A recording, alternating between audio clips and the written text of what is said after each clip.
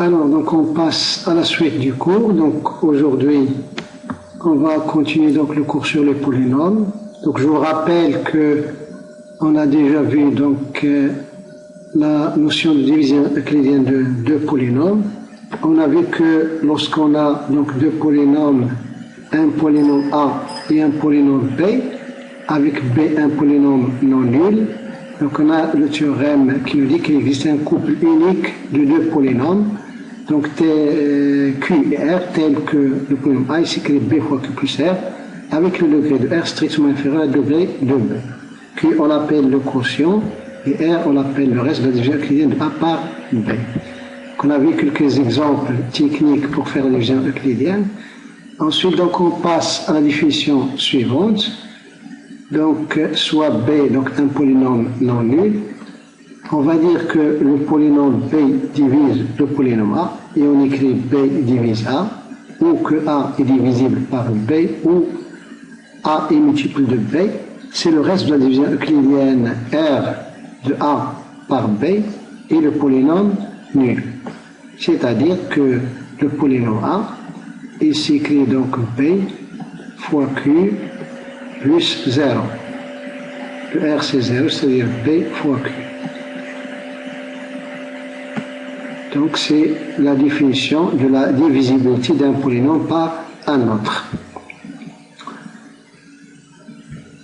Donc tout de suite, donc quelques exemples. Si on prend le polynôme A, qui est égal donc à x4 plus x carré moins 2, son degré c'est 4, on va faire la division euclidienne par le polynôme P, qui est de degré 2. Donc, par quoi on multiplie x carré pour avoir x4? Donc là, il suffit de poser x carré ici. Donc, x carré fois b, on va faire x carré qui multiplie b. Donc, le résultat, ça va donner x4 moins x carré. On fait la différence entre ces deux polynômes-là. Le x4, il va sauter. Donc, x carré moins x carré, ça fait donc 2x carré. Et moins 2 moins 2, ça fait moins 2. Là, le coefficient de x3, c'est 0. Le coefficient de x, c'est 0. Donc, ce polynôme-là, c'est le polynôme A1. On l'appelle A1. Donc, là, on va poser la même question. Par quoi on va multiplier x carré, le x carré qui est là, pour avoir ici 2x carré. Donc, il faut multiplier par 1 plus 2. Donc là, on va mettre ici 1 plus 2. Donc, 2 fois x carré moins 1, ça fait donc 2 fois x carré. 2 fois moins 1, ça fait donc moins 2. On fait la différence. On obtient ici 0. Donc, le reste de la c'est 0, puisque donc vous avez le degré de 0, qui est égal à moins l'infini, qui est strictement inférieur au degré de b. Donc, on a fait la division euclidienne donc de A par B. Donc, la division euclidienne, il est terminé. Il est terminé. Et là, on a donc le polynôme A qui va s'écrire. Donc, d'où le polynôme A. Donc, il va s'écrire donc B qui multiplie le polynôme Q. Avec Q, c'est ce polynôme-là. Q, c'est égal à x carré plus 2. Et si on a un peu de temps, donc on peut revérifier, faire le produit P fois Q, on va retrouver A. Donc R égale 0, ici on trouve R égale 0. Donc ceci, ça implique que le polynôme P divise le polynôme A. Donc un autre exemple, si on prend donc comme deuxième exemple, donc soit P, un polynôme constant égal à la constante A0, ou bien C, avec C appartenant à K étoile, constante non nulle. Donc en fait, le polynôme P, c'est le polynôme constant, c'est C qui multiplie le 1 indice K de X, qui n'apparaît pas. Donc on dit que dans ce cas-là, P est une constante. On a déjà dit qu'on identifie les constantes non nulles et les polynômes constants. On va les considérer de la même façon, c'est-à-dire on a ce polynôme C, P est de la forme 0, et après rien que des zéros.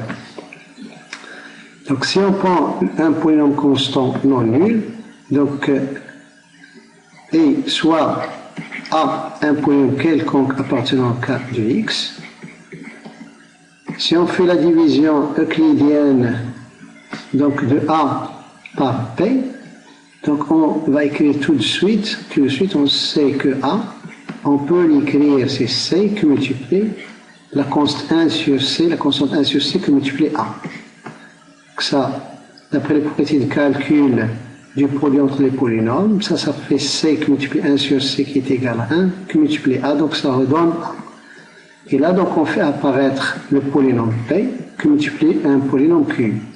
Avec Q, c'est la constante, donc C moins 1, c'est 1 sur C, qui multiplie le polynôme, donc A, si le polynôme A est de la forme donc A0, A1, des coefficients du polynôme A, donc le polynôme Q, ces coefficients vont être A0 sur C, A1 sur C, et ainsi de suite, qui sont bien des éléments de K. Donc, ce qui implique que le polynôme P divise le polynôme A. Ceci pour A quelconque. Pour le polynôme A, il est quelconque. Donc, ça veut dire que tout polynôme constant, donc ça veut dire que tout polynôme constant,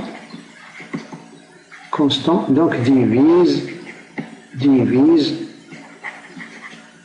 donc tout polynôme constant non nul, divise tout autre polynôme. C'est-à-dire les polynômes constants sont des diviseurs, des polynômes constants non nuls sont des diviseurs des autres polynômes. Donc je peux écrire, par exemple, si je prends A égale à 2x carré moins x plus 1, et si je prends P égale par exemple à racine de 2, je peux toujours écrire A égale à racine de 2 qui multiplie le polynôme 2 sur racine de 2 x carré moins 1 sur racine de 2 x plus 1 sur racine de 2. Les coefficients qui sont là, ils sont bien des éléments de K. Ils appartiennent à K.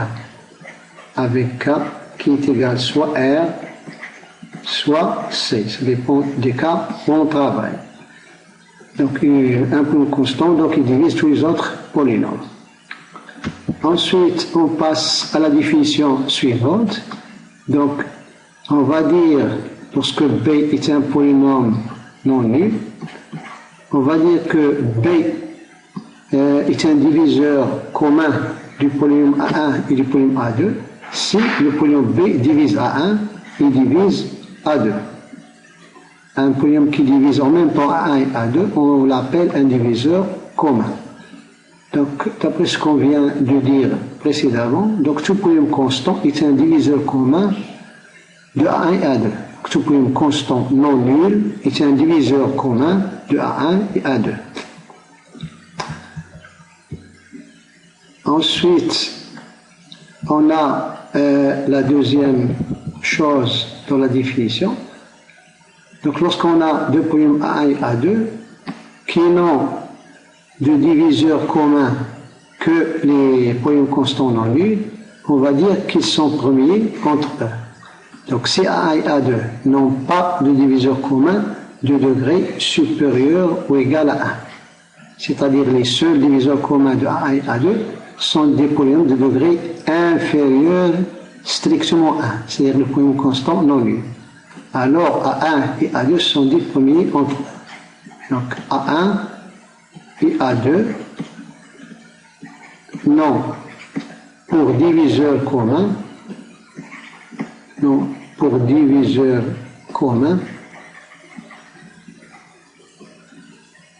que les constantes, que les polynômes constants,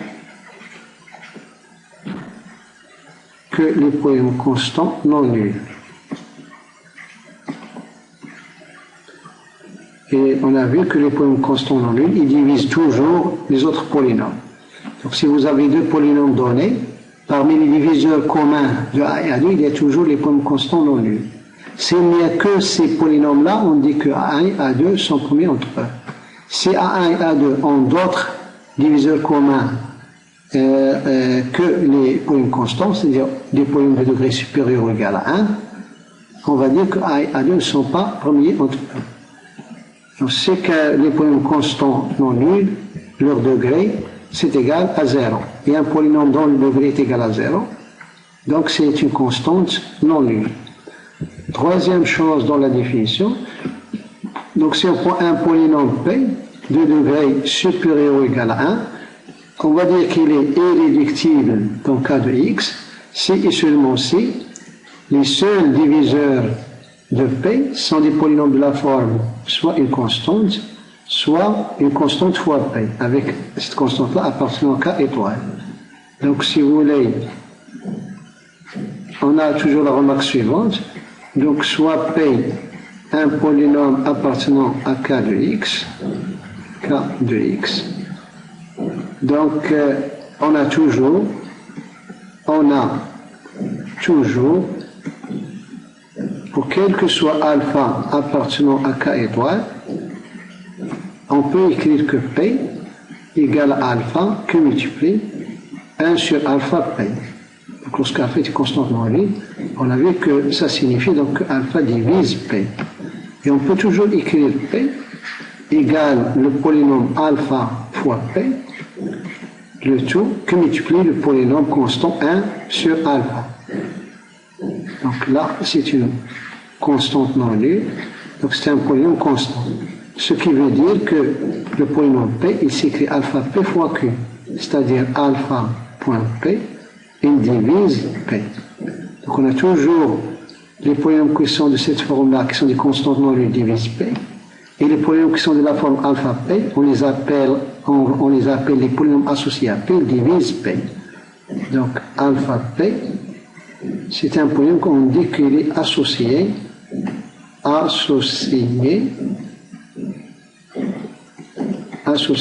P.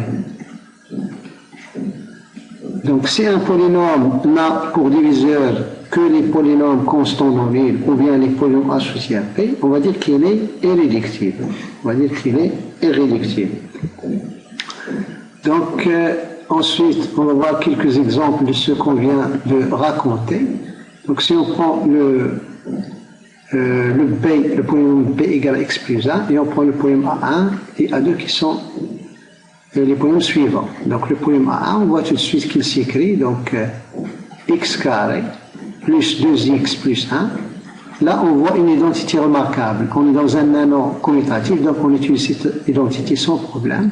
Ça, c'est x plus 1, en fait, x plus 1 au carré. Donc on retrouve cette identité à l'aide de la formule du binôme pour n égale à 2, x plus 1 au carré.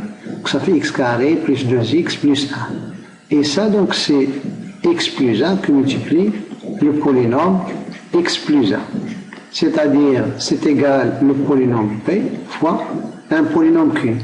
Avec Q, c'est aussi égal à B, c'est le polynôme x plus 1. Donc, ce qui implique que le polynôme B divise le polynôme A1. Si on prend le polynôme A2, donc c'est 1 moins x carré, là aussi on a une identité remarquable qu'on peut appliquer dans l'anneau des polynômes qui est donc un anneau commutatif, donc ça fait 1 moins x qui multiplie le polynôme 1 plus x. C'est-à-dire, c'est un polynôme Q' qui multiplie B. Avec le polynôme Q', donc c'est le polynôme 1 moins x.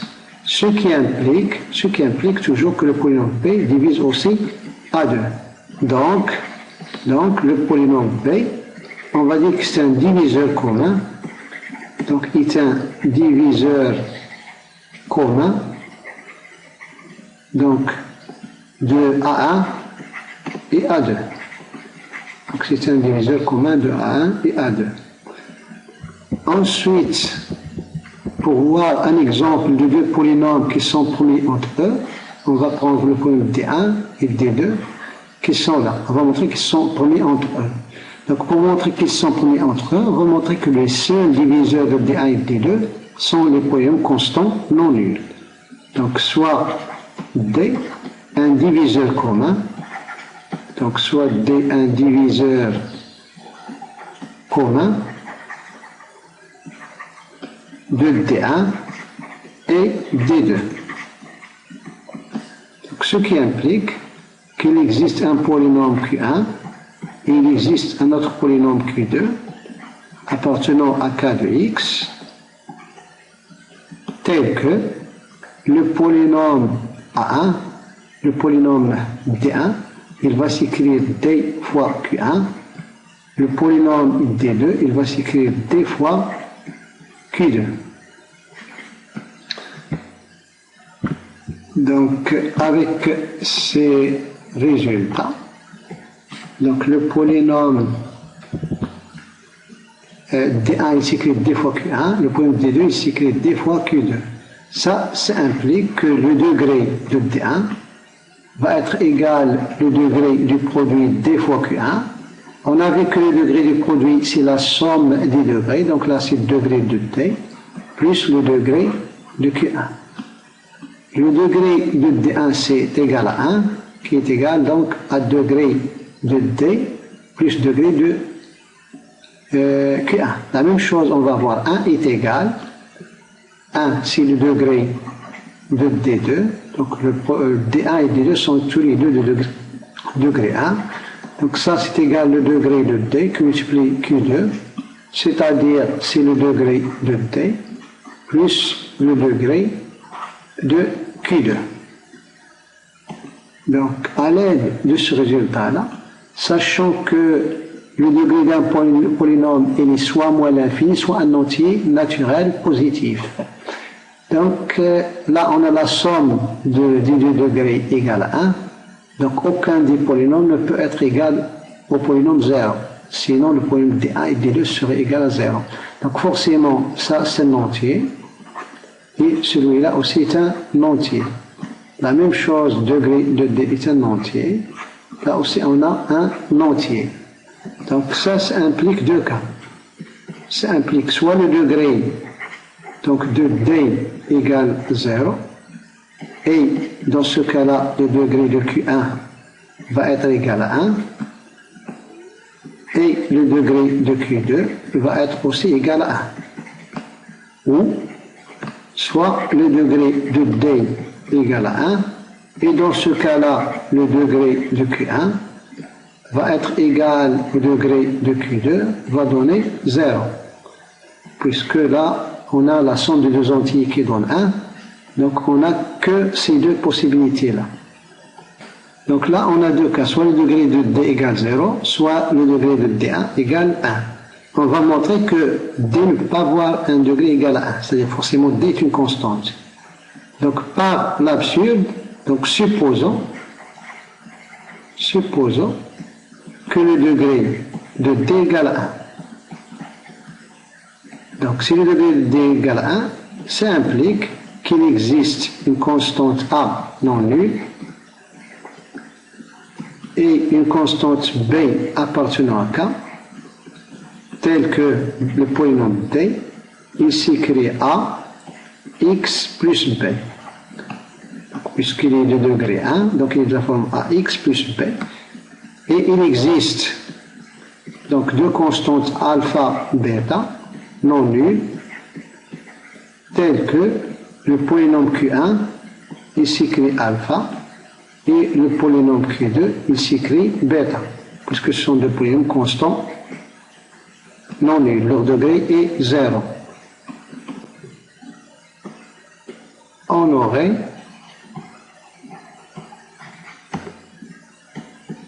aurait donc le polynôme D1 qui est égal à x moins 1, qui est égal, donc on a écrit, donc ça fait D qui multiplie Q1, et donc on aurait D, donc c'est AX plus B, qui multiplie Q1, donc la constante alpha, et D2, c'est le polynôme X plus 1, serait égal à D fois Q2, qui est égal à AX plus B qui multiplie bêta.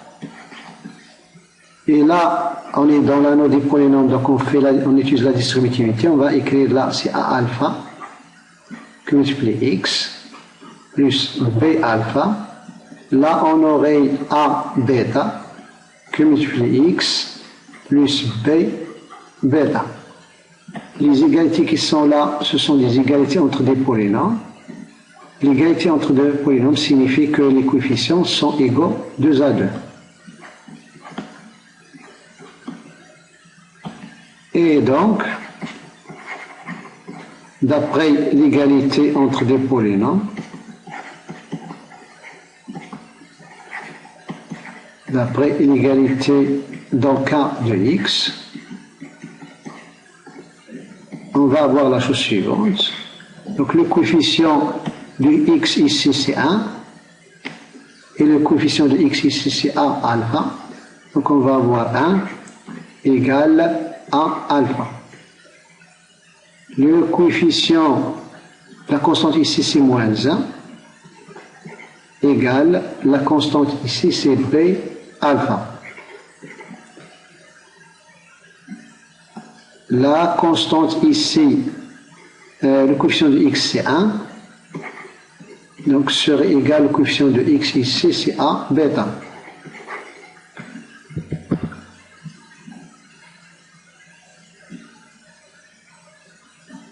Le coefficient constant ici c'est 1 serait égal au coefficient constant de ce polynôme-là qui est égal à B bêta.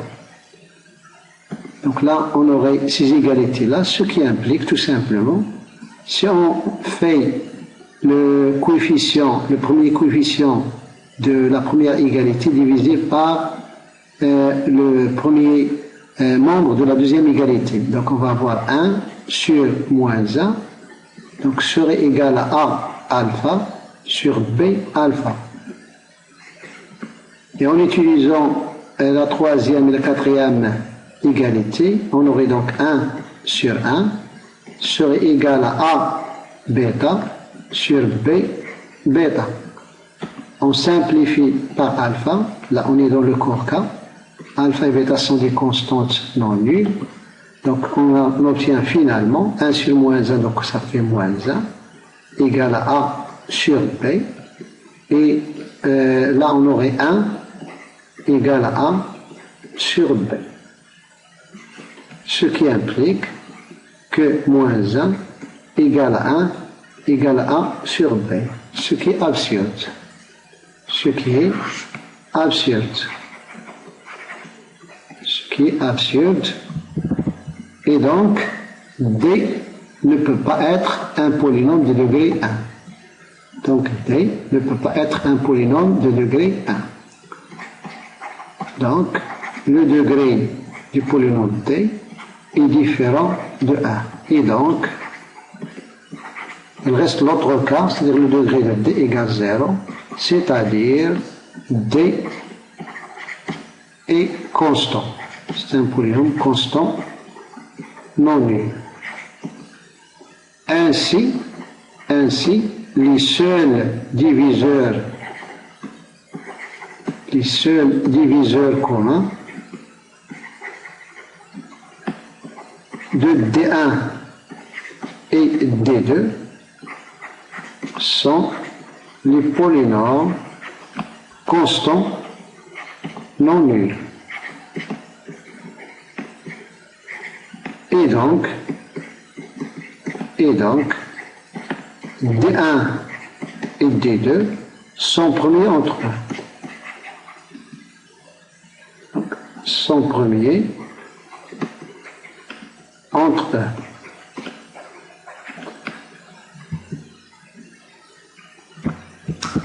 Ensuite, on passe au troisième exemple dans lequel on va voir un exemple de polynôme irréductible. Donc là, on vous dit que tout polynôme de degré 1, donc il est de la forme ax plus b avec a différent de 0, est un polynôme irréductible dans le cas de x, avec k qui est égal soit r, soit c. Donc dans la suite, on va voir d'autres formes de polynômes irréductibles qui ne sont pas forcément de degré 1 dans le cas, lorsque k égale r. Lorsque k égale c, on va voir que les seuls polynômes irréductibles sont toujours les polynômes de degré 1. Donc pourquoi un polynôme de degré 1, il est toujours irréductible dans le cas de x? Donc il faut montrer que les seuls diviseurs de p, soit sont les polynômes constants non nuls, soit des polynômes de la forme alpha fois p, avec alpha non nul. Donc soit Q, un polynôme qui divise donc P. Donc soit Q un polynôme, un diviseur donc de P. Donc il existe un autre polynôme donc qu'on peut appeler donc S, tel que le polynôme P, il s'écrit Q multiplié S. Ce qui implique que le degré de P serait égal au degré du produit Q fois S, ce qui implique, puisque le degré du produit c'est la somme des degrés, donc ça c'est le degré de Q plus le degré de S. Comme le degré de P égale 1, donc on aurait 1 égale le degré de Q plus le degré de S. Et ce qui implique forcément que le degré de Q est un entier, le degré de S aussi est un entier, donc ça ne peut pas être également à l'infini. Donc, puisque déjà le polynôme P il est non nul, donc, et on a la somme égale à 1, ça veut dire que le degré de Q égale 0 et le degré de S égale 1, ou le degré de Q égale 1 et le degré de S égale 0. Donc on a ces deux cas-là. On va voir que ce que ça va donner. Donc, ce qui implique qu'il existe une constante alpha appartenant à k étoile, tel que le polynôme Q, puisqu'il est degré 0, donc il va être de la forme alpha, et le polynôme P, il est égal à Q multiplié S, où il existe une constante bêta appartenant à k étoile, tel que le polynôme S est égal à bêta, et le polynôme P, il s'écrit donc Q multiplié bêta, c'est-à-dire bêta Q. Ce qui implique qu'il existe alpha appartenant à k étoile, tel que le polynôme Q donc, est de la forme alpha, où il existe bêta appartenant à k étoile, tel que donc, le polynôme Q, il va s'écrire donc 1 sur bêta qui multiplie P. Ce qui implique finalement qu'il existe alpha appartenant à k étoile, tel que donc le polynôme Q il est soit égal à alpha, constante alpha, ou le polynôme Q est de la forme alpha P. Lorsqu'on pose 1 sur bêta égale à alpha, donc Q il est de la forme alpha P. Donc là on voit que les seuls diviseurs de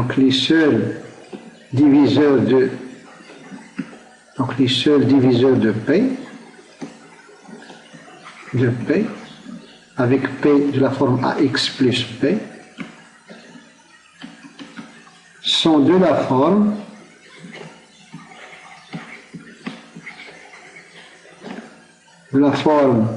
Q égale alpha ou Q égale alpha P, avec alpha appartenant à k étoile. Donc, P est un polynôme irréductible. Donc, il répond à la définition qu'on a posée. Donc, P est un polynôme irréductible.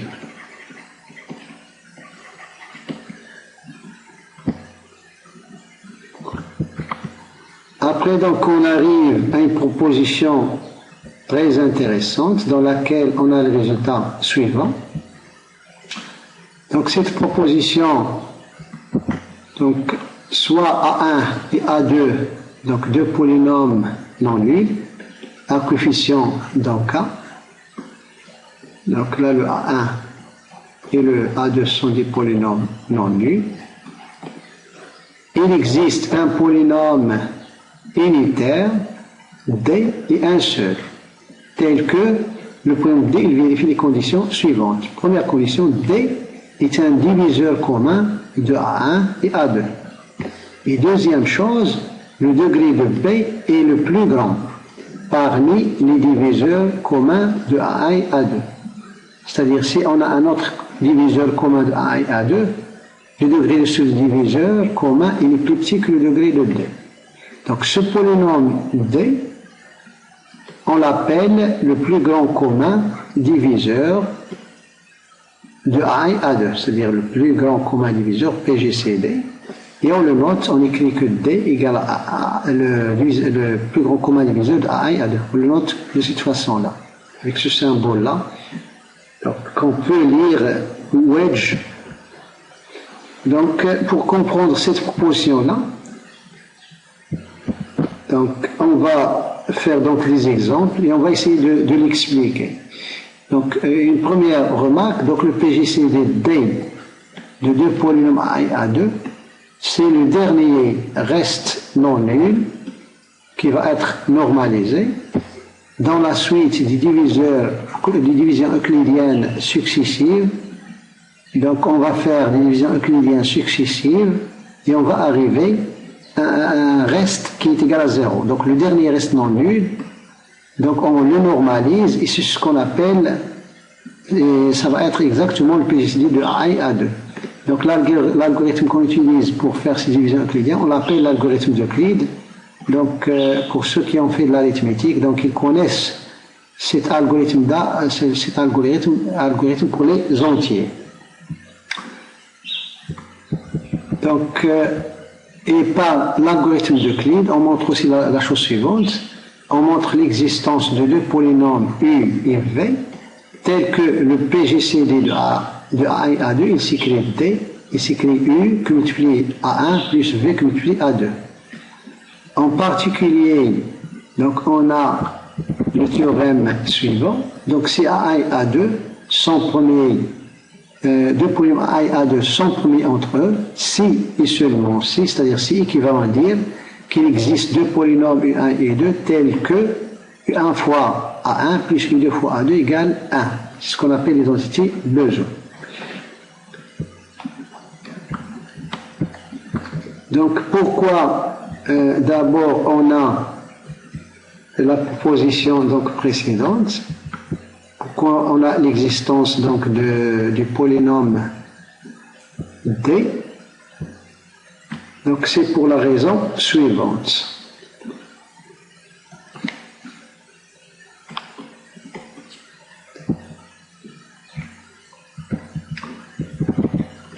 Donc soit A1 et A2, donc des polynômes appartenant à K de X moins 0, de polynômes non nuls. On va supposer qu'on est dans le cas, le degré de A1 est supérieur ou égal au degré de A2. Si le degré de A1 est plus petit que le degré de A2, on échange les rôles de A1 et A2 tout simplement. Donc première chose à faire, première étape, on fait la division euclidienne de A1 par A2. On a vu que le euclidien il est toujours possible et ça donne donc un quotient et un reste. Donc il existe un couple unique de deux polynômes qu'on va appeler Q1, R1 appartenant à K de X, tel que le polynôme A1 il va s'écrire Q1 fois le polynôme A2 plus R1, avec le degré de R1 strictement inférieur au degré de A2. Ensuite, on passe à la deuxième étape. On fait la deuxième étape. On fait la division euclidienne de A2 par R1. Donc, une petite remarque. Donc, le A2, on le note R0. On le note R0. Vous allez comprendre pourquoi cette notation-là. C'est juste un nom qu'on lui donne. Donc, puisqu'on va travailler avec des RI à partir de 1, le A2, on va l'écrire sous la forme R indice 0. Donc, lorsqu'on passe à la deuxième étape, on fait la division euclidienne de R2 par R1, on obtient A2, c'est-à-dire R0, qui va s'écrire, donc un quotient Q2, qui multiplie R1, plus un autre reste R2, avec le degré de R2, qui est strictement inférieur par le polynôme par lequel on a divisé. Donc, c'est-à-dire strictement inférieur au degré de R1. Troisième étape,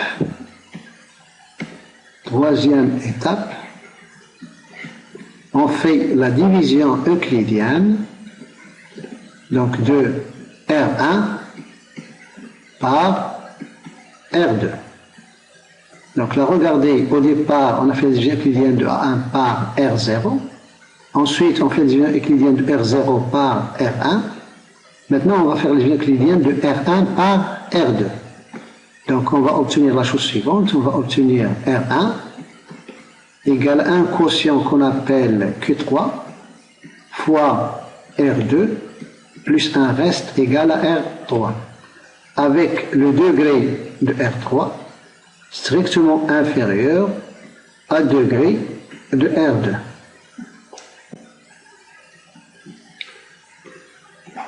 On a donc la suite de RI. Il va vérifier donc la chose suivante. On part du degré de A2 qui est égal au degré du polynôme qu'on note par R0. Il est strictement inférieur à degré de R1. Donc, si le degré de R1 n'est pas égal à moins l'infini, c'est-à-dire R1 n'est pas le polynôme nul, donc c'est un entier. C'est un entier, donc on fait la division euclidienne suivante. On va ici strictement supérieur à degré de R2. Si R2 n'est pas nul, donc là ça va être un entier. On fait la division euclidienne de R1 par R2. Et on va avoir ici ça strictement supérieur à degré de R3. Donc, puisque là, ce sont des entiers,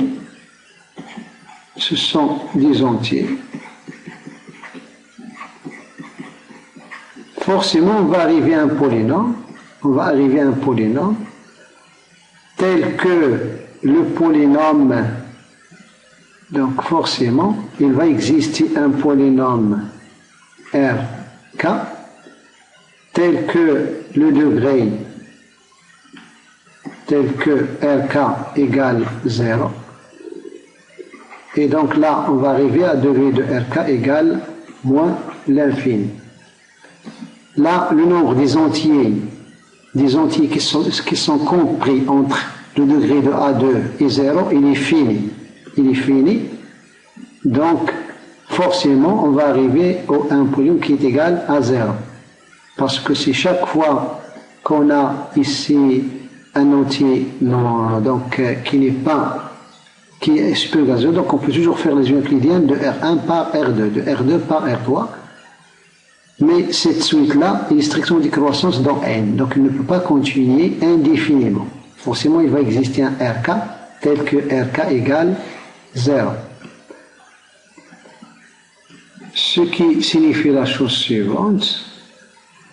Donc si on a RK égale 0, RK égale 0, ça veut dire que le polynôme, donc R indice K moins 2, qui est égal au polynôme, donc R indice K moins 1, qui multiplie le polynôme Q indice K, plus le reste RK. Lorsqu'on fait le résultat de la division qui nous donne RK égale 0. Puisque RK égale 0, ça signifie que R indice K moins 2, il s'écrit R indice K moins 1 qui multiplie Q indice K. Et ce qui implique donc que le polynôme RK moins 1, il divise le polynôme RK moins 2. Avant donc de continuer, on va voir donc la remarque suivante. Donc soit D va partir du fait qu'un polynôme D divise à 1 et D divise à 2. Donc ça implique la chose suivante, ça implique qu'il existe un polynôme U, un polynôme V, tel que le polynôme A1, il s'écrit U fois D, le polynôme A2, il s'écrit V fois D. Ce qui implique que le polynôme A2, donc il s'écrit V fois D, et si on revient à la division euclidienne de A1 par A2, on a écrit que A1 égale Q1 fois A2 plus R1. Ça, on l'a déjà écrit. Donc, le polynôme R1, lorsqu'on fait les calculs dans l'anneau des polynômes, on peut l'écrire, c'est A1 moins Q1 fois A2. A1, c'est égal à U fois D, moins Q1 fois A2, c'est-à-dire V fois D. Là, en utilisant les propriétés de calcul dans l'anneau, ça, c'est égal à U moins Q1V, le tout qui multiplie D. Et donc ces écritures-là impliquent tout simplement que D divise A2 et D divise R1. Donc si D divise A1 et A2, alors D divise A2 et divise le reste de la division euclidienne A1 par A2. Inversement, on va voir que c'est équivalent. Inversement, on va partir d'un polynôme D qui divise A2 et qui divise R1. Donc ça signifie quoi? Ça implique que D donc divise A2, ça reste toujours, logiquement ça reste vrai, et D divise R1. D divise R1, ça veut dire que R1 est de la forme W fois D, avec W un polynôme appartenant au cas de X. Ce qui implique donc qu'il existe un polynôme T appartenant au cas de X, tel que donc A2 égale à T fois D. Il existe un polynôme W appartenant au cas de X, tel que donc R1, on a dit qu'il s'écrit donc W fois D. Ce qui implique que A2 c'est toujours égal à T fois D. Et le polynôme A1, on a dit qu'il s'écrit donc Q1 fois A2 plus R1. Et donc c'est égal à Q1, A2 donc c'est T fois D, on remplace, plus R1 qui est égal à W fois D. On factorise le D, ça fait donc Q1 T plus W, le tout qui multiplie D. Donc c'est un produit donc de polynômes. Ce qui signifie tout simplement ce qui implique que le polynôme D donc, divise A1 et D divise A2. Donc A2 est de la forme T fois D avec T un polynôme. Donc ça veut dire que D divise A2. Le polynôme A1 est de la forme 1 polynôme fois D. Donc ça veut dire que D divise A1. Donc finalement, on a l'équivalence suivante. Donc finalement, on a l'équivalence suivante. Donc un polynôme D divise A1 et D divise A2, c'est équivalent à dire que D divise A2 et D divise R1. C'est-à-dire, donc les diviseurs communs,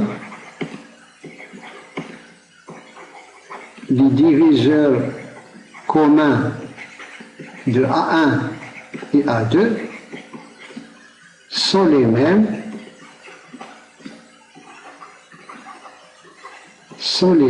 que les diviseurs communs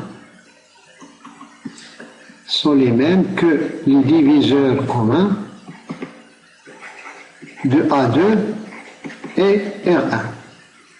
Et on continue donc cette équivalence-là. On continue. Donc on va voir la chose suivante. Donc D divise A1 et D divise A2. C'est équivalent à écrire que D donc divise A1 et D divise R0. Le A2 on l'a appelé R0. Ce qu'on a fait entre A1 et A2, on va le faire entre A2, là c'est A2, entre A2 et R0. C'est équivalent à D divise R0 et D divise R1. Et on va continuer. Ce qui est équivalent à dire que D divise RK moins 2 et D divise donc RK moins 1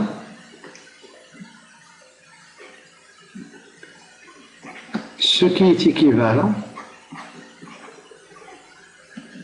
à dire que D divise RK moins 1 et D divise RK.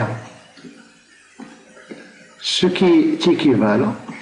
Donc lorsqu'on arrive à un polynôme RK, lorsque RK c'est le polynôme nul, on arrive au polynôme nul, on sait qu'un polynôme quelconque il divise toujours le polynôme nul. Donc ça c'est évident. Il reste dans cette équivalence-là le fait que ça c'est équivalent à D divise RK moins 1. Si vous voulez, car D divise 0, c'est vérifié. C'est toujours vérifié. Donc le polynôme 0, on peut toujours l'écrire, c'est D fois 0. Un polynôme non nul, il divise toujours le polynôme 0. Donc finalement, on a l'équivalence entre le fait de dire que D divise A1 et divise A2 et le fait que D divise RK moins 1. Ce qui signifie donc ainsi, puisque RK moins 1 donc divise RK moins 1, donc RK moins 1 va diviser A1 et RK moins 1 va diviser A2. Ça c'est un premier point. Donc RK-1 est un diviseur commun puisqu'il divise lui-même. Donc à partir de cette équivalence-là, il va diviser A1, il va diviser A2. Donc c'est un diviseur commun. Et deuxième chose, si D divise A1 et D divise A2, alors D va diviser RK moins 1. Et donc, s'il divise RK-1, donc le degré de D il est inférieur ou égal à degré de RK-1. Donc, RK-1 donc, est un polynôme. C'est un polynôme, donc, diviseur commun de A1 à 2, qui a le plus grand degré parmi les diviseurs communs de A1 à 2. Donc, qui a donc le plus grand degré, donc parmi les diviseurs communs de A1 à 2. Donc, qui a le plus grand diviseur, qui a le plus grand degré parmi les diviseurs communs de A1 à 2. Donc, mais en général, le degré R, le polynôme en général, donc en général, le polynôme RK-1, donc il est de la forme donc C0 plus C1 x jusqu'à Cn xn. Donc ce polynôme-là, il a un coefficient Cn qui est différent de 0, mais qui n'est pas forcément égal à 1. On pose, donc on va noter donc R chapeau K-1, c'est le polynôme 1 sur Cn qui multiplie RK-1.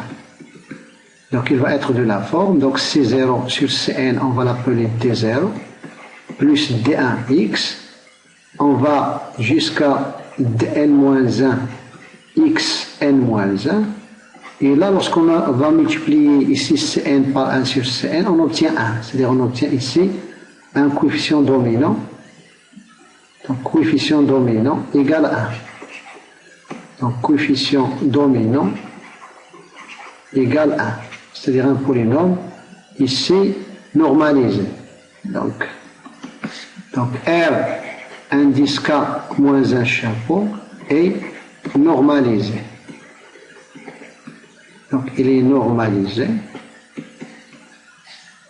Donc le polynôme R chapeau K moins 1 il est normalisé.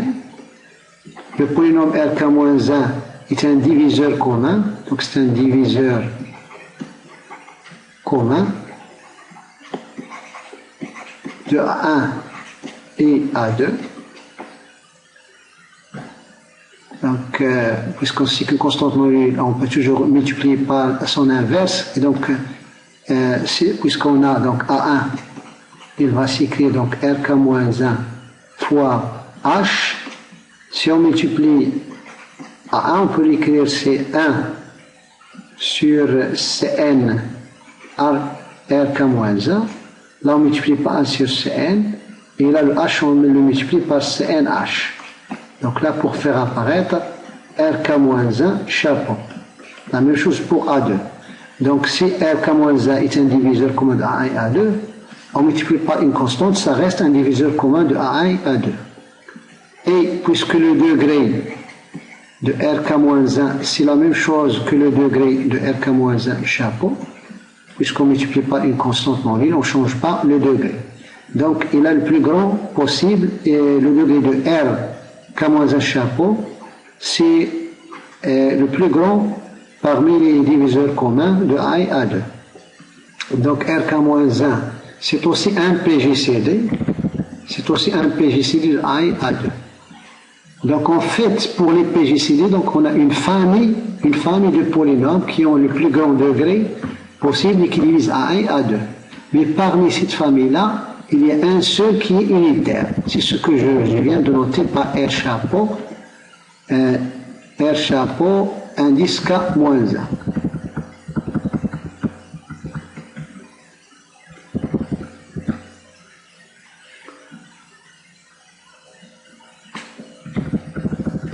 Donc, je répète, donc j'ai dit que R chapeau K-1 il est normalisé. C'est un diviseur commun de A et A2. Son degré est égal à degré de RK-1, donc c'est le plus grand degré des diviseurs communs de A et A2. Donc là, on voit que ce polynôme-là, il existe. On va vérifier ensuite qu'il est unique. Si on a un autre polynôme, ici, on a D, donc qui divise à 1 et D divise à 2, avec le degré de D, c'est le plus grand possible,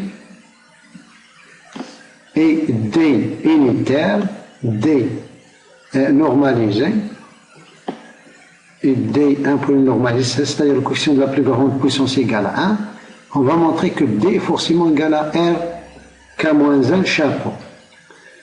Donc, d'après l'algorithme d'Euclide, d'après l'algorithme qu'on a, les équivalences qu'on a vérifiées, donc d'après l'algorithme d'Euclide, donc on a D divise à 1 et divise à 2, donc D forcément il divise RK-1, d'après les équivalences qu'on a déjà vérifiées, voire les équivalences.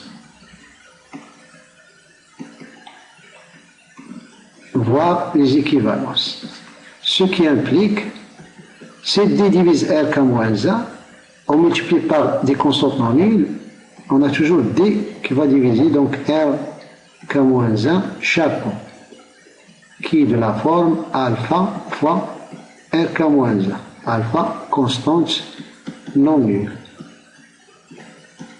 Donc c'est D divise RK-1, donc D divise R chapeau K-1. Et comme degré, donc ça implique que le degré de D il est inférieur ou égal à degré de R chapeau K-1. Or, R K-1 chapeau divise à 1 et divise à 2, donc le degré de R chapeau K-1 il va être lui aussi inférieur ou égal à degré de D, puisque le degré de D c'est le plus grand possible. On a pris D, un polynôme qui a le degré le plus grand possible parmi les polynômes qui divisent à 1 et à 2. Donc d'où, forcément, on arrive à degré de D est égal à degré de R chapeau K-1. Donc il va avoir le même degré. Donc on a D, il a le même degré que R chapeau K-1, et on a D qui divise R chapeau K-1, c'est-à-dire R chapeau K-1 va être donc de la forme un polynôme donc T qui multiplie D. Mais cette égalité-là, ça implique que le degré de R chapeau K-1, qui va être égal au degré de T fois D, égale donc au degré de T plus le degré de D. Mais le degré de R chapeau K-1, on a dit que c'est égal à degré de D. Donc on va avoir degré de D égale degré de T plus le degré de D. Ce qui implique tout simplement que le degré de T ne peut être que 0. C'est-à-dire que T est égal à une constante alpha appartenant à K étoile. Ce qui implique donc que le polynôme R chapeau K-1, qui est de la forme, donc on va écrire ici C0 plus C1 x jusqu'à Cn-1 xn-1 plus x puissance n, puisque R chapeau K-1 il est normalisé, le coefficient de la plus grande puissance égale 1. Ça, il va être de la forme alpha que multiplie donc D. D, on va le prendre sous la forme donc D0 plus D1x. On va jusqu'à Dn-1 xn-1. D aussi il est supposé normalisé. Donc là, on va avoir ici plus x puissance n. Donc, puisque les deux polynômes sont normalisés. Donc en comparant les coefficients, et d'après donc l'égalité des deux polynômes, ce qui implique que le coefficient de x puissance n, bien, les coefficients de x puissance n sont égaux. C'est-à-dire, on va avoir ici 1, là le coefficient ici c'est 1, on voit 1, qui est égal, si on regarde ici le coefficient qui est 1, et là on a alpha qui multiplie ici 1. Donc là c'est égal à alpha qui multiplie 1. Ce qui implique que finalement alpha c'est égal à 1. Donc d'où le polynôme R chapeau K-1 est égal à D. Et donc on a l'unicité. Donc là, on vient donc de vérifier, de démontrer la proposition de cette façon-là. Il y a d'autres démonstrations qui reposent sur la notion d'idéal, mais c'est un peu long. Là aussi, c'est une démonstration donc, qu'on peut faire sans problème. Donc le PJCD normalisé, il est unique. Mais on peut, je répète, si on prend un polynôme, un PJCD de A et A, on ne le multiplie par une constante non nulle, ça reste toujours un PJCD, mais qui n'est pas forcément normalisé. Le PJCD qui est normalisé de A et A2, il est unique. On passe tout de suite à un exemple de calcul pour voir ce qu'on vient de faire.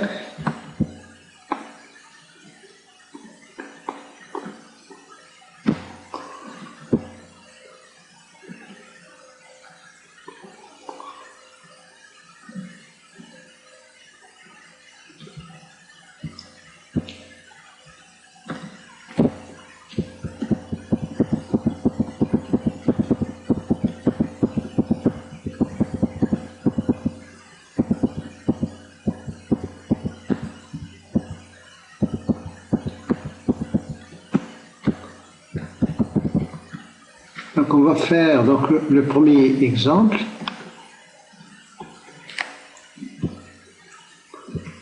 Donc là, comme j'ai dit, donc première chose, on va regarder le degré de A. Donc c'est 4. Le degré de B, c'est égal à 3. On a le degré de A et est supérieur ou égal au degré de B. Donc première étape, fait la division euclidienne de A par B. Donc la division euclidienne, ça va donner la chose suivante. Donc là, on écrit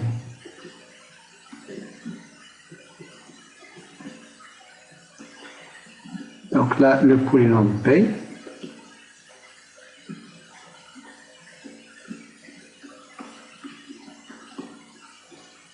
Ce polynôme-là, on l'appelle R0.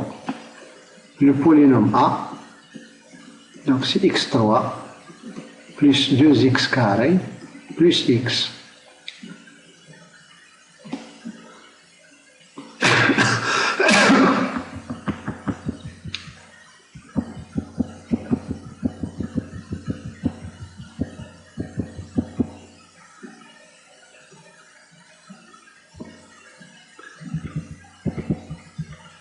Donc on commence la division euclidienne, donc on écrit ici A égale donc 2x4 moins 4x carré plus 2. On va diviser par le polynôme B, x3 plus 2x carré plus x. Donc par quoi on va multiplier x3 pour avoir 2x4? Donc on va multiplier par 2 et ensuite x. Donc là on va faire 2x que multiplier b. On écrit donc le résultat, ça fait donc 2x4 plus 4x3 plus 2x carré. On va faire la différence et on va écrire le résultat en bas. Donc 2x4 moins 2x4 c'est 0x4. Là on a 0x3 moins 4, ça fait donc moins 4x3 pour la puissance 3. Pour la puissance 2 on a moins 4 moins 2, ça fait moins 6. Là on a 0x moins 0x, donc 0x. Pour la constante, donc on a 2, et là on a 0, donc ça fait ici un plus 2, parce qu'on fait la différence. Ensuite, par quoi on va multiplier x3 pour avoir moins 4x3, donc on va multiplier ici par moins 4. On va faire moins 4b, moins 4b. Donc ça va faire donc moins 4x3, moins 8x carré, moins 4x. On fait la différence. x3, moins 4x3, moins 4x3, donc c'est 0x3. Moins 6, moins 8, ça fait donc 8 moins 6, ça fait 2x carré. Là on a 0x, moins 4, donc ça fait plus 4x. Là on a 2 moins 0, donc ça fait 1 plus 2. Donc là, le degré ici c'est 2. C'est 2. Donc c'est strictement inférieur à 3. Donc on arrête. La division euclidienne, elle est terminée. Donc ce polynôme-là, on va l'appeler R1. Ce polynôme-là, on va l'appeler Q1. Donc on a le degré du polynôme R1. Il est devenu strictement inférieur à degré de B. On arrête. Donc on a terminé la division euclidienne. Donc on a le quotient et on a le reste. Donc ça c'est la première étape. Donc ensuite, deuxième étape. Donc la division euclidienne de R0, c'est-à-dire B, par le polynôme R1.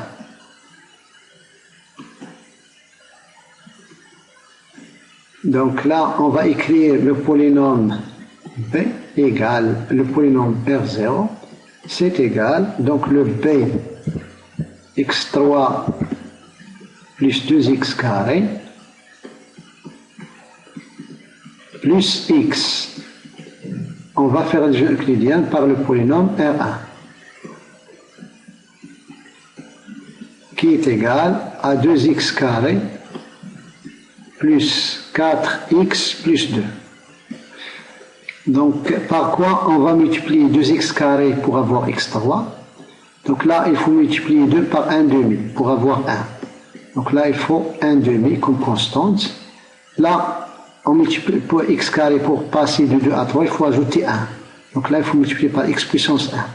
Donc on va multiplier ici 1 demi x qui multiplie R1, donc 1 demi x qui multiplie R1.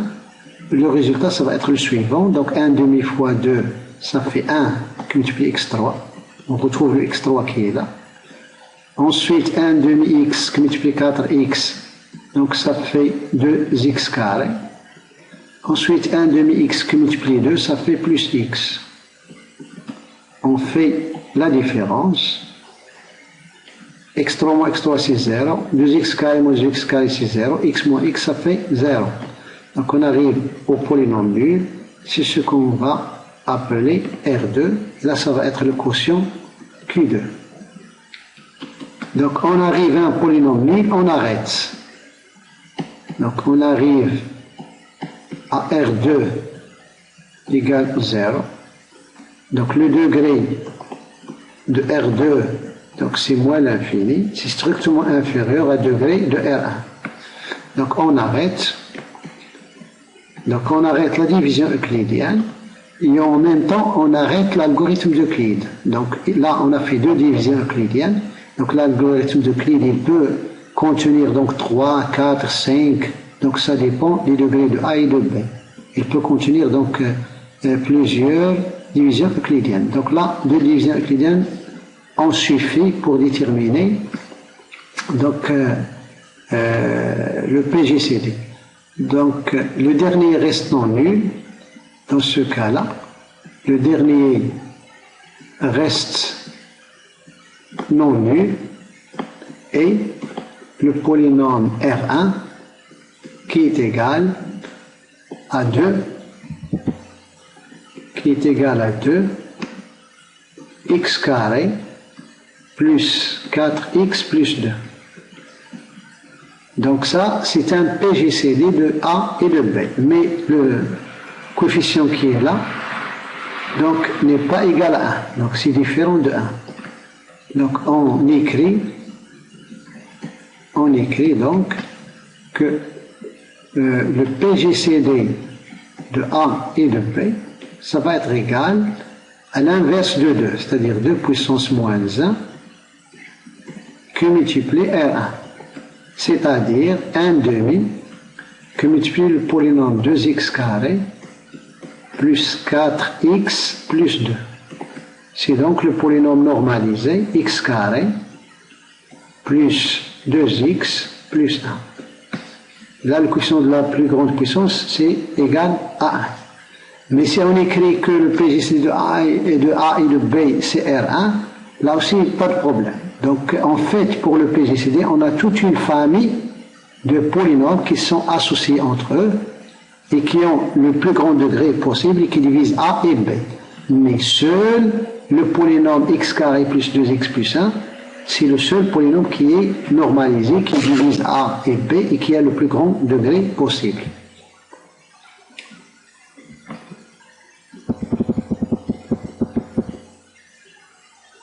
Ensuite, pour l'exemple 2, donc on a le polynôme A et B. Donc on va voir donc l'exemple 2.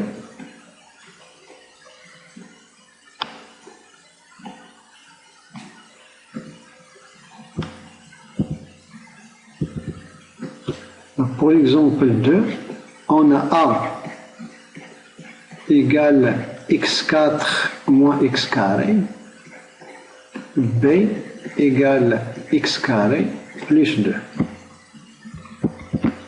Donc tout de suite, le degré de A égale 4, le degré de B égale 2.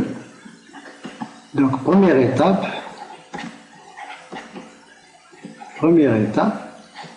donc c'est la division euclidienne de A par B. B, on le note R0. Donc on fait cette division euclidienne. Donc on a A égale x4 moins x carré. B, c'est x carré plus 2. Donc par quoi on multiplie x carré pour avoir x4? Donc c'est par un x carré. Donc x carré fois x carré, ça fait x4. X carré fois 2x, ça fait plus 2x carré. On fait la différence. Donc là, x carré moins x4 moins x4, c'est 0. 0x3 moins 0x3, c'est 0. Moins x carré moins 2x carré, ça fait moins 3x carré.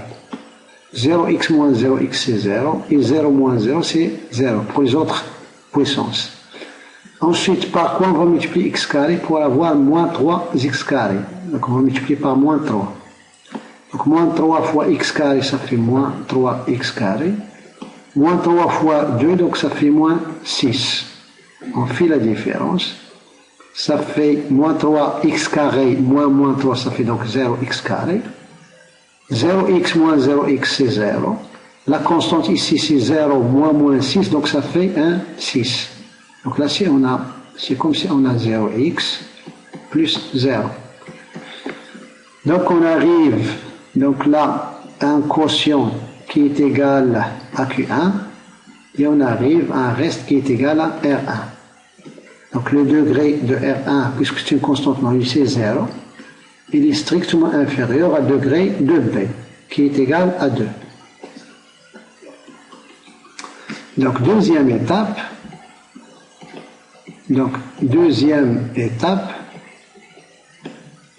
on va faire la division euclidienne donc de R0, c'est-à-dire le polynôme P, par R1. La division euclidienne de R0 par R1. Donc on écrit, on pose donc le polynôme P, on a dit que c'est x carré plus 2. Donc R0 c'est x carré plus 2. On va le diviser par le polynôme R1 qu'on a trouvé égal à 6. Donc là, si vous voulez, sans faire le calcul, on peut dire tout de suite à quoi est égal le quotient. Puisque la R1 est un polynôme constant non nul, donc il va diviser R0 et le reste va être égal à 0.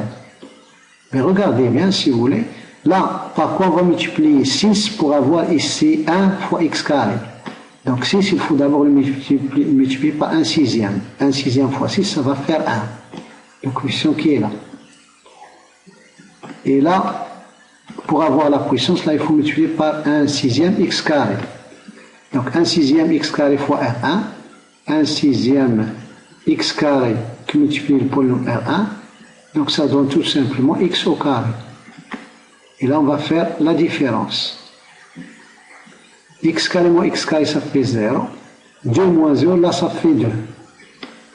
Par quoi on va multiplier 6 pour avoir 2. Donc, il suffit de multiplier par 2 sur 6, c'est-à-dire 1 tiers. Donc, 2 sur 6, c'est-à-dire 1 tiers. 1 tiers fois 6, donc ça va faire ici 2. Et la différence, ça va faire 0. Donc, d'où. Donc, le polynôme, donc là, on arrive à un reste qui est égal à R2. Donc, l'algorithme d'Euclide, il est terminé. Et on a donc R0. R0, c'est égal à R1, que multiplie le polynôme Q2, plus 0. Donc le dernier reste non nul ici. Donc le dernier reste non nul.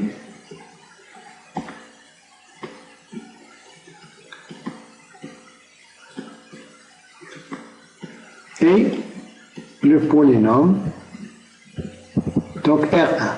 Le dernier reste non nul et le polynôme R1 égale 6. Donc on le normalise,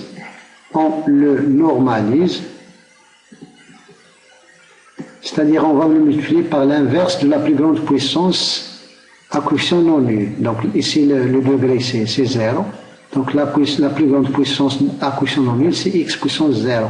Donc on multiplie par 1 sixième.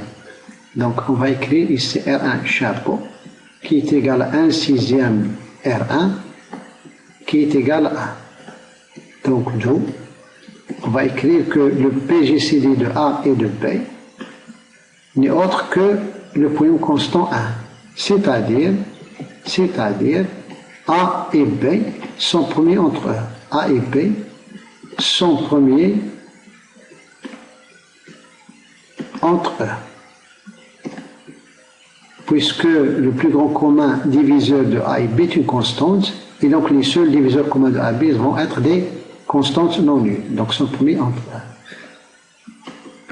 eux. Et l'on a, donc si on revient aux opérations qu'on a faites, et l'on a trouvé que A égale à B, que multiplie donc Q1 plus R1. Donc pour la première division. Pour la première division, on écrit donc les résultats des divisions qu'on a faites. Et on va jusqu'à la division où on a le reste ici R1. On a le reste R1. Et on exprime R1 en fonction de A et B. On va avoir R1 qui est égal donc à A moins B fois Q1. Et donc R1 chapeau, qui est égal à 1, qui est égal à 1 sixième R1, va être égal à 1 sixième qui multiplie A, plus, donc, moins 1 sixième Q1 qui multiplie B. C'est-à-dire, on va avoir 1 égale un polynôme U fois A, plus un polynôme V fois B. Dans ce cas-là, le polynôme U, c'est le polynôme constant égal à 1 sixième. Le polynôme V, c'est le polynôme moins 1 sixième fois Q1. Donc Q1, on a trouvé que c'est x carré moins 3. X carré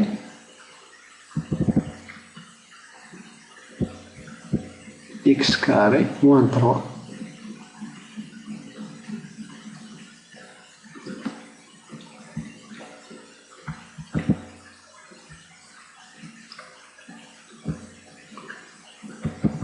Et donc on a ce qu'on appelle donc l'identité de Bezout. Lorsqu'on a deux polynômes qui sont premiers entre eux, donc il vérifie l'identité de Bezout.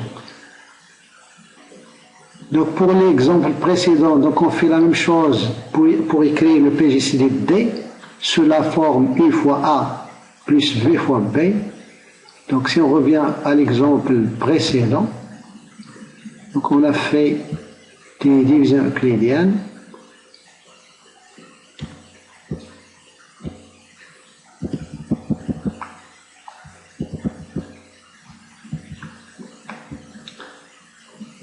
Donc on fait la même chose pour déterminer U et V. Donc là on arrive à un théorème donc intéressant, c'est le théorème de Gauss qu'on connaît déjà entre les entiers. Donc soit A, B, C, donc trois polynômes non nuls toujours. On a l'implication suivante. Si C il est premier avec le polynôme B, et si le polynôme C il divise le produit A fois B, alors le polynôme C divise A.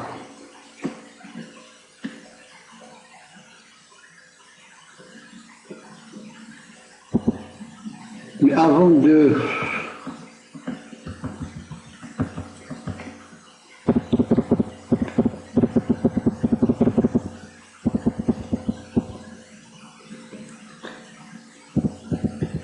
ensuite, donc on va revenir à la démonstration de ce théorème-là. A1 et A2 sont premiers entre eux si seulement si il existe deux polynômes U1 et A2, U1 et U2 tels que U1 fois A1 égale à U2 fois A2. Donc pour l'implication dans un sens, donc si on a A1 et A2 remis entre eux,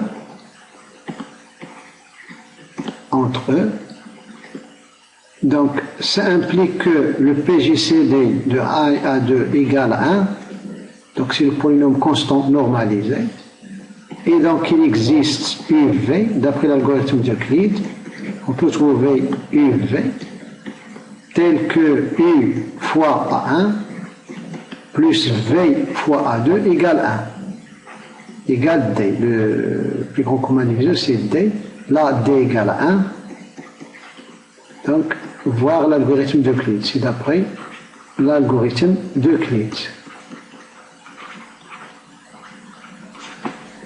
Pour l'implication dans l'autre sens,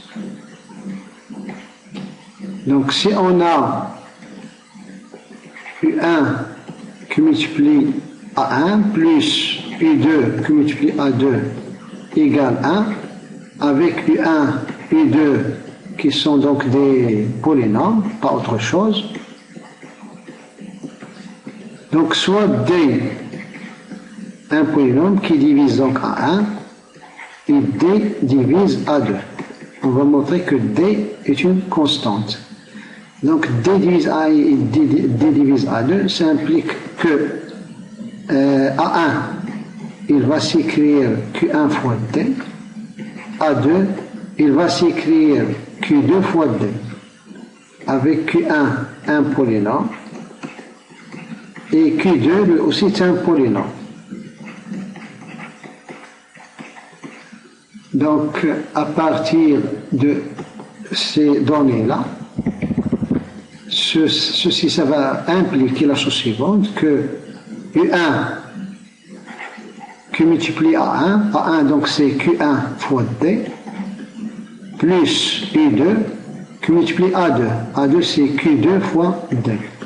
Tout ça c'est égal à 1. Donc en factorisant le D dans l'ensemble, donc l'anneau donc des polynômes, on va avoir U1 Q1 plus U2 Q2 Q multiplie le polynôme D égale 1. Donc forcément, là, puisque donc, là on a le produit égal à 1, forcément ce polynôme-là est différent de 0, et le polynôme D aussi est différent de 0. Donc leurs degrés vont être des entiers, qui vont vérifier la chose suivante. Donc on va voir le degré du produit, donc U1 Q1 plus U2 Q2 Q multiplie D, c'est égal le degré de 1, qui est égal à 0. Or, le degré du produit, c'est la somme des degrés, donc on va voir degré du U1 Q1 plus U2 Q2 plus le degré de D égale 0. Et comme ce sont des entiers, donc ça appartient à N, celui-là appartient à N, ce qui implique forcément que le degré de D, c'est la même chose que le degré de U1 Q1 plus U2 Q2, et ça c'est égal à 0. Ce qui implique que D est un polynôme constant, c'est une constante non nulle. Donc est un polynôme constant non nul. D'où le résultat. Donc, un diviseur commun de A1 et A2 est toujours un polynôme constant. Donc, le polynôme A1 et A2 sont premiers entre 1. D'où A1 et A2 sont premiers entre 1.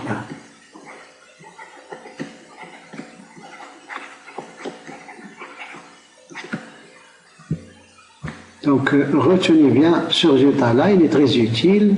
Donc, pour vérifier que deux polynômes sont premiers entre eux, soit on passe par l'algorithme d'Euclide pour déterminer le PGCD, qui doit être une constante non nulle, c'est-à-dire, en fait, c'est équivalent à 1, soit on passe par ce théorème-là. Donc, si on arrive à trouver U1, U2 tel que U1 fois A1 plus U2 fois A2 égale 1, donc c'est gagné. Les deux polynômes vont être premiers entre eux.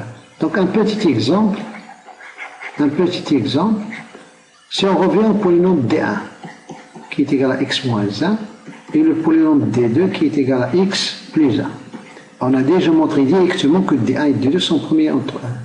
Maintenant, au lieu de faire la démonstration qu'on a déjà faite, on va passer par le théorème de Beson, par les entités de Beson. Donc là, si on remarque que si on fait par exemple D1 moins D2, donc le x il va disparaître et on va avoir ici moins 2. Donc x moins x c'est 0, moins 1 moins 1, ça fait donc moins 2. Là il nous faut 1. Donc pour avoir ici la constante 1, il suffit de multiplier par moins 1 demi. Donc ce qui implique que moins 1 demi, donc D1, plus moins 1 demi que multiplie moins 1, donc ça fait 1 demi. 1 demi qui multiplie D2, c'est la constante 1. Donc avec U1, c'est le polynôme constant moins 1 demi, ça c'est bien un polynôme. Là, vous voyez que, faites attention, on ne divise pas par x ou bien par un x carré. Là, on n'utilise rien que des constantes. L'inverse d'une constante, c'est toujours une constante. Et si on pose U2, c'est le polynôme constant 1 demi, qui est aussi un polynôme. Donc on a U1 qui multiplie D1 plus U2 qui multiplie D2 égale le polynôme constant 1. Ce qui implique que D1 et D2 sont premiers entre 1. Donc ce sont deux polynômes premiers entre 1. Donc ça, on l'a déjà vu directement. Là, on voit le résultat d'une autre façon, en passant par l'identité de besoin. Ensuite, donc, on passe un théorème qu'on connaît entre les entiers, c'est le théorème de Gauss. Donc si on a trois polynômes non nuls, si on a C qui est premier avec B, et C qui divise A fois B, alors C divise AB. C'est-à-dire, on a la chose suivante, lorsque le PJCD de C et de B égale 1, et C divise le produit AB, ça implique que C divise A. Donc pourquoi on a cette implication-là? C'est pour la raison suivante. Donc, C premier avec B. Et C divise le produit A, B. Ça implique la chose suivante. Donc, C premier avec B, ça veut dire qu'il existe un polynôme U et un polynôme V appartenant à K de X tel que U fois C plus V fois B égale 1. Et C divise AB, donc il existe un polynôme W appartenant à K de X tel que le polynôme A fois B, il s'écrit W fois C. Là, ce sont des hypothèses. C'est même équivalent. Donc, ce qui implique, donc là, on a U fois C plus V fois B égale 1. On va multiplier tout ça par A.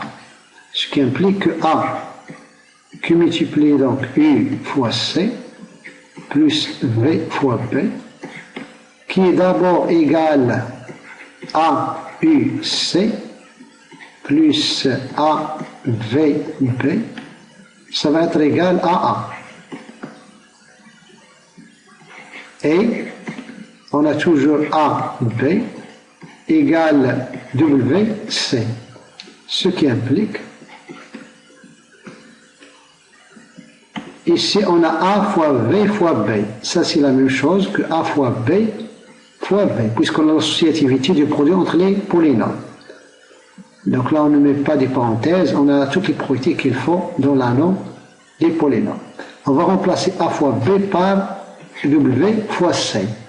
Donc on obtient donc A fois U fois C plus WC fois V. Et ça donne donc A. Ce qui implique, là aussi entre les polynômes, on a la commutativité du produit, on a l'associativité et tout, et on a la distributivité, donc on peut faire sortir le C. Ça va faire A fois U plus W fois V, le tout fois C égale A.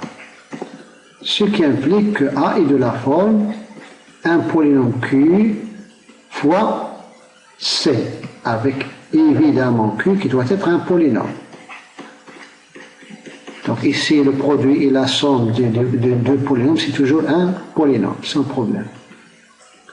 Et donc cette dernière écriture, ça signifie que le polynôme C divise le polynôme A. Donc on est arrivé au résultat cherché. Donc le polynôme C divise le polynôme A. Donc retenez ce résultat-là, il est très utile, il va nous servir dans la suite pour certains calculs.